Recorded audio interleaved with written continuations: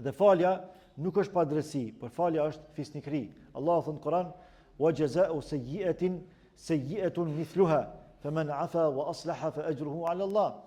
Padyshim se shpërblimi i së keqes është me të keqen e barabartë. Pra, kjo tregon për drejtësi. Nëse dikush ta mshon me drejtësi, me këshir duhet më mshu edhe ti.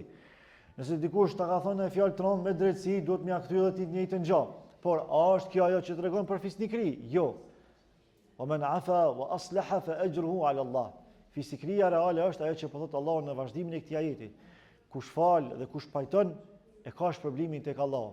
Pra Allahu në një farë forme po na tregon se në momentin kur ti ja kthen dikujt me të njëjtën mënyrë që ai ty trajton, kjo përbën drejtësi të kufizuar, por nuk përbën fisnikëri, sepse fisnikëria është atëherë kur ti e te i kalon këtë gjendje, edhe e kaplon këtë njeri apo e trajton me mëshirën tënde dhe me faljen tënde, sepse ti e synon shpërblimin tek Allahu i Madhërisht.